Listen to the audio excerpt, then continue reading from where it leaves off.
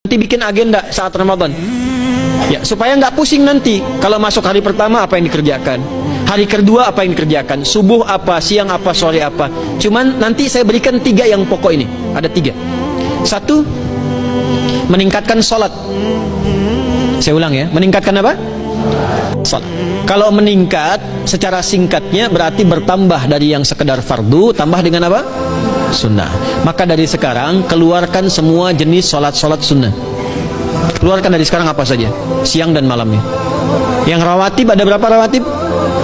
Rawatib 12. Ya, rawatib itu yang melekat dengan sholat fardu dan menentukan untuk memperbaiki sholat fardu, menambah. Jadi kalau kurang khusyuk ditambah dengan sunnahnya disebut rawatib. Bisa sebelum, bisa setelah sholat fardu. Ada 12 dari hadis Nabi sallallahu alaihi wasallam. Man shalla isnatai asyrata raka'atan, siapa yang sholat 12 rakaat fi yaumin wa lailatin, yang mengiringi sholat fardu siang dan malam, ya, bunyalahu bihinna baitun fil jannah, maka akan dibangunkan baginya satu rumah di surga kalau konsisten menunaikan 12 itu sampai meninggal dunia. Sahabat yang mendengar itu mengatakan kompak semuanya, sejak mendengar hadis itu kami usahakan istiqomah sampai meninggal tidak meninggalkannya. 12 itu 2 sebelum subuh, cepat. 4 sebelum zuhur, 2 setelah zuhur, 2 setelah maghrib, 2 setelah isya. 2 rakaat sebelum subuh, 4 rakaat sebelum zuhur. Kalau nggak bisa 4 rakaat karena terbatas waktunya, boleh 2 rakaat khusus untuk sebelum zuhur. Kalau nggak bisa 4, boleh berapa? 2. Dalilnya hadis Ibnu Umar radhiyallahu taala anhuma. Kata beliau, hafidtu asyra rakaatin, saya hafal 10 rakaat dari Nabi sallallahu alaihi wasallam salat sunnah. Maka menyebutkan sebelum zuhur 2 rakaat. Baik, jadi 12 ya. 2 sebelum subuh, 4 sebelum zuhur, 2 setelah zuhur, 2 setelah maghrib, 2 setelah isya. Ini yang disebut dengan rawatib.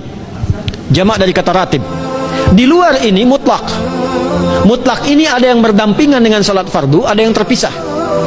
Contoh yang berdampingan, 4 rakaat sebelum asar. 4 rakaat ini bukan disebut rawatib, tapi salat mutlak. Cuma waktunya berdampingan dengan salat fardu. Jadi dia nggak memengaruhi salat fardu, cuma punya keutamaan sendiri. Apa keutamaannya? Hadis Ibnu Umar radhiyallahu taala anhuma, ketika beliau menyampaikan qala Nabi sallallahu alaihi wasallam rahimallahu ra'an shalla qabla al-asri arba'an.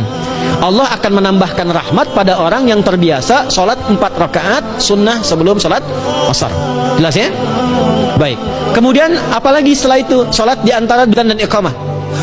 Ya, di antara adzan dan iqamah. Tahiyatul masjid. Apalagi misalnya salat duha. Duha dibagi 3. Awal duha itu kurang lebih 1,5 jam setelah salat subuh. Subuh sekarang misal 4:30, maka jam 6 muncul awal duha. Namanya syuruk. Saya ulang, salat apa namanya? Syuruk itu salat awal duha. Jumlah rakaatnya 2 rakaat. Man shalal ghadata fil jama'ati thumma yaqudu yadhkurullaha subhanahu wa ta'ala fa yusalli rak'ataini fakana alaihi ka ajri umratin wa hajjin, ya ka ajri ummatin wa hajjin tamatan. Siapa yang salat subuh 2 rakaat dengan berjamaah, ya, dan umumnya kalau berjamaah bisa ke masjid di masjid. Kalau tak mampu ke masjid, tunaikan di rumahnya. Setelah itu tidak beranjak dulu, dia duduk untuk berzikir kepada Allah. Zikir itu bisa baca Quran. Quran surah 15 ayat 9 itu Quran disebut dengan zikir. Quran surah 54 ayat 17, 22, 32, 40 itu Quran disebut dengan zikir. Bisa baca Quran, bisa berdoa. Doa disebut dengan zikir. Quran surah ke-7 ayat 205. Ya. Bisa dengan apa lagi? Bertafakur, ya, mengaji, ta'lim, itu disebut dengan zikir. Ali Imran ayat 190 191. Alladzina yadhkuruna Allaha qiyaman wa qu'udan wa 'ala junubihim wa yatafakkaruna fi khalqis samawati wal ard, ya, disebut dengan zikir. Bisa bertasbih, zikir pagi petang, kalimat-kalimat thayyibah, ada itu di Quran surah ke-4 ayat 103. Jadi habis salat subuh zikir dulu, doa dulu, zikir dulu, belajar dulu, tafsir dulu. Setelah itu muncul syuruk. Perjalanannya disebut isyraq, melewati masyrik, 1 tombak bayangan, dia salat 2 rakaat, itu pahala salatnya senilai haji dan umrah. Sempurna. Bukan sudah haji, bukan. Mau kemana? Ibu mau haji dulu? Tidak. Ya, hajinya nanti bulan Dzulhijjah. Tapi senilai haji dan umrah itu 2 rakaat. Awal duha disebut apa? Syuruk. Pertengahan duha sekitar jam 9 jam 10. Jumlahnya 2 sampai 4 rakaat. Ya, 2 sampai 4 rakaat. Apa fungsinya? 1, mengganti seluruh zikir yang ada dalam tubuh kita. Mata berzikir, telinga berzikir, lisan berzikir, bisa diganti dengan 2 rakaat duha. Itu waktunya pertengahan duha. Kurang lebih dari jam 8, 9, 10 lah, kurang lebih 3 jam itu, ya. Yang kedua, bisa menghambat atau menghentikan, menahan satu musibah umum. Misal ada kebanjiran nih atau macet nih. Orang-orang kena macet. Bapak yang biasa sholat duha pertengahan itu tiba-tiba ditolong oleh Allah, dibebaskan. Tiba-tiba ada orang datang, Pak lewat sini di sana macet.